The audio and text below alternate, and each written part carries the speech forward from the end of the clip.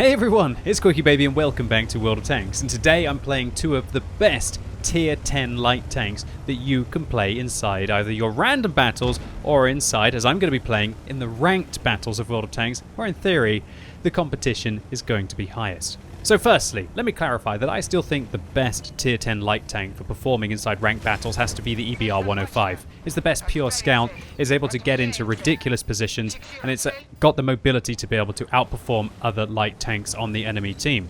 However, with the bonus battles and gaining double chevrons, you don't really only want to be grinding one tier 10 light tank if you do have the luxury of having multiple vehicles. So, the other light tank that I will go for, and arguably one that I will have better results and more consistent results than an EBR 105, maybe on some close quarters combat maps where you can really start to let loose, will be the T10 LT. So this vehicle is very fast, obviously not anything like the EBR 105, but very decent at 72 kilometers an hour forwards and 25 kilometers an hour backwards. When you combine this with an impeccable power to weight ratio, bit of a tongue twister that, like all of the tier 10 light tanks have, then you can get places that you want to. Now, the other great thing, obviously, about the T10 LT is just its all-round armor, and that allows you to be a little bit more cheeky in a tank like this than I would be in other vehicles. And so that's why I'm going up and I'm spotting aggressively. What I'm doing is trying to stop the enemies from having their free pass along this B3 area. Obviously, the most important location to hold on this map will be up here, and what happens is that hull down tanks like these super conquerors go at it against each other. However, to be able to get into this position, there's only two ways to get there. One is that you make your way around this location, or secondly, that you make your way around this location. Now obviously, if a super conqueror trundles up here, he will get shot from above. And so more often than not, a super conqueror or other hull down tanks will make their way up here, and then that leaves them vulnerable to my vision, which is exactly what I've done. I made my way into an aggressive position, and now I've managed to win it from the enemy T10 LT. He's run away, and now he's allowing me to effectively dominate the vision on the map in the middle. And this is absolutely huge. Now that I know that I've got a control of the view range, I can start to actually make harassment shots into the enemy Progetto. We put a couple of rounds into him, but really it was the initial play of stopping these super conquerors from getting up there for free that will just give my team an edge. And it's those kind of little edges that will allow your team to be able to win more often than not. 2,000 spotting is no small means. That's pretty much the entirety of a tier 10 tank that was taken out with my spotting against those heavy tanks or even against the Stridsvagn 103B. Plus, you put the tank destroyers on the back foot. You put the heavy tanks on the back foot. You immediately get them thinking like, whoa, I'm damaged, I can't be so aggressive. And sometimes when players are damaged and they can't be so aggressive, then they're not going to be as effective in the battle. So by locking down vision and thinking, where can you first spot your opponents? And then dominating that line of vision at the start of the game without being suicidal about it, then you can be incredibly influential right from the get-go. And more often than not, it really is the light tank that dominates that initial position that will end up influencing the battle. The enemy T10 LT was forced to pull back. He did the right thing because they took the middle. If they take the middle here, they can shoot down, and the enemy T10 LT couldn't hold that location. However, in doing so, they've just allowed me to be far too influential. Look at this, I'm already up to near 4,000 combined at the start of this game. That's two tanks effectively taken out through my gun and also my vision. And that's really the difference in a round like this. Now, I've picked up one of the kills. I'm not saying it's all me. Don't get me wrong. But it's not about being all you in your light tanks. It's about assisting the team. It's about still also thinking if you can manage to get some cheeky damage in here and there. It's just about trying to be the team support, but also knowing when it's time to turn the heat up on the enemy and really go for them. And using your gun handling, using your wonderful aim time on vehicles like these to lock down tracks. And what's that Progetto going to do now? That Progetto, he's just absolutely crippled in that position. He's not got a repair kit, so he can't risk even trying to poke out at all. And now down to a one-shot. That medium tank is going to lose the presence on the ridge, and now we're up underneath the enemy team's gun line. There's pretty much nothing that they're going to be able to do for the rest of this battle. But still, when you're playing ranked, it's not enough to just have a good impact at the start of the battle. You really want to be able to finish it off strong. You want to be able to go in and be number 1 on experience, or at least in the top 3 of the winning team, because that's where you're going to get 2 chevrons instead of getting 1 chevron. And that's also where, if you've got your bonus battles, that you're going to be getting 4 chevrons, and that 400% chevron gain can be huge if you want to end up getting silver, or alternatively, I guess everybody's goal, which is to get gold inside the ranked battles game mode. And to be able to achieve that, I think you probably have to average gaining 1 chevron every game. But considering that Wargaming are being ridiculous with their bonus chevron games, yeah, that's actually starting to become a very possible thing. Anyway, I'm not going to be talking all about the ranked battles. I really want this to be focused up on more how you can have big impact inside both your regular games as well as also in your ranked battles. And so that's what we're doing right now in the T100 LT. We are being the all-rounder. And you know, I'm not even using vertical stabilizers on this tank. That's because it's got 0.06 dispersion when moving and 0.05 when turning the turret. It's actually a misplay, in my opinion, to use vertical stabilizers on this tank because you want to take vents. You want to take vents, a gun rammer, and coated optics because the 390 base view range that this tank has needs amplifying with as much as you possibly can to get it back up to a level which I guess Wargaming didn't intend you to have, and to be a very efficient scout at long range with an incredible camo rating of about 43%. And there you go, wham bam, thank you ma'am. 7k combined in the T100 LT in under 7 minutes. But today is a double helping of gameplay. So let's get stuck in with the AMX 13105. So this vehicle is what I would call my AAA tier 10 light tank list.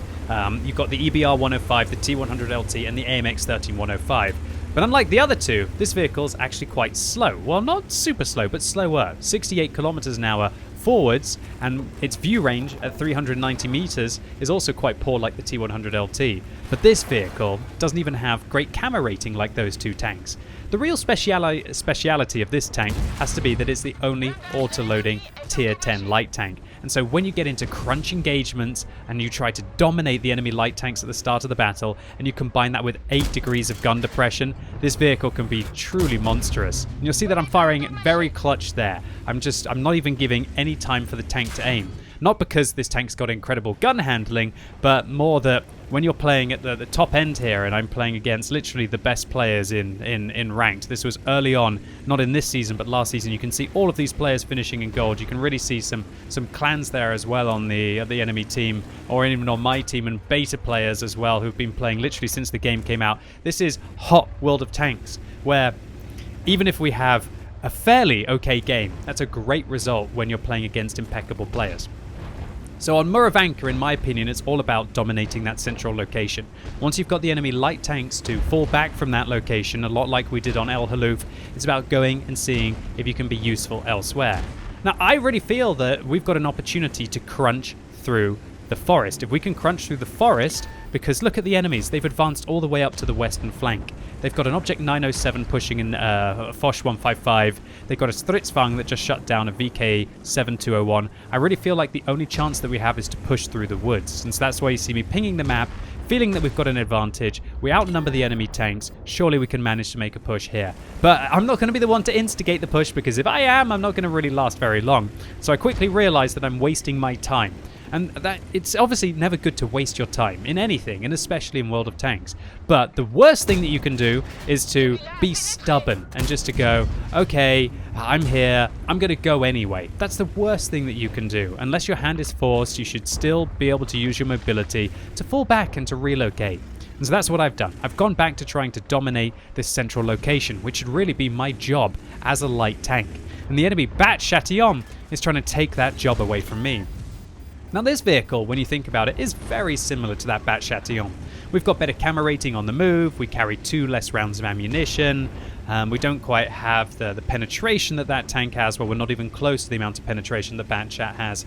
But I do have those 3 extra degrees of gun depression, or at least 2 or 3 extra degrees of gun depression on this tank, which really allows me to work a ridgeline.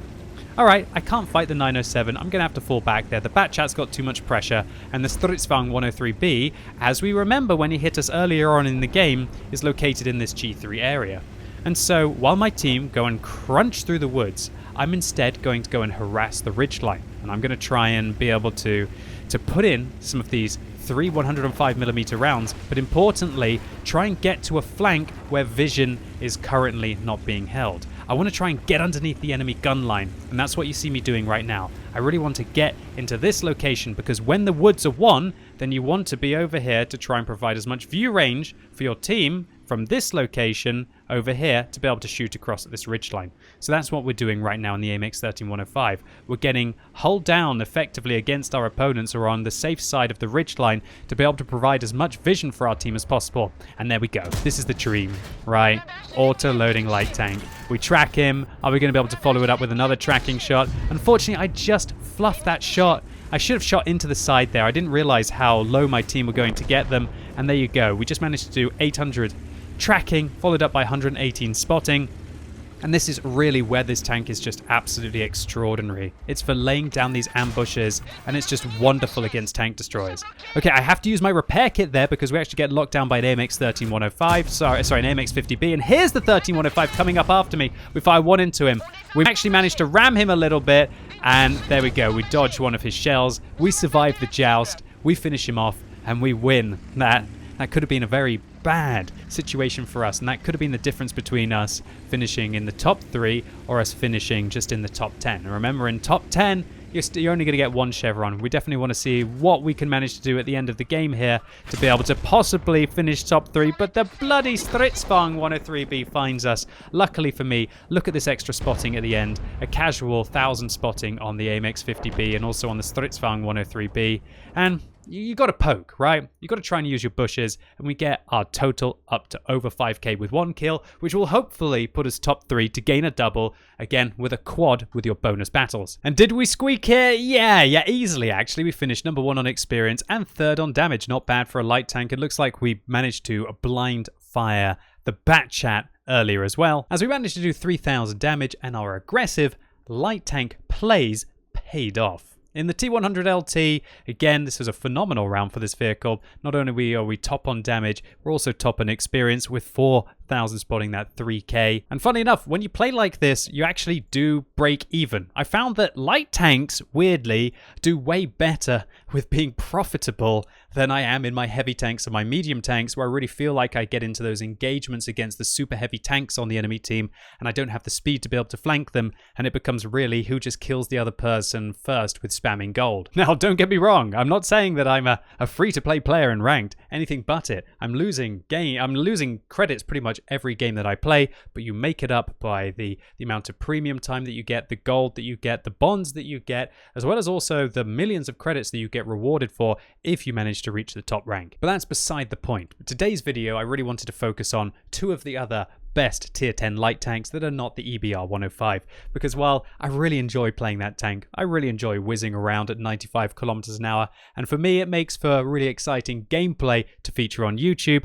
I also understand the sentiment out there that the EBR 105 and the other wheeled light tanks are kind of ruining the meta of the game. And yeah, I might be featuring it just a little bit too much on this channel. And so there you have it, my other top 2 light tanks and my hot picks for either the random queue or ranked. And I hope that the positions that I used on Muravanka and El Haloof will be very useful for you to be able to maybe push through some of your light tank missions in the game, or just go in and pick up some big rounds of World of Tanks.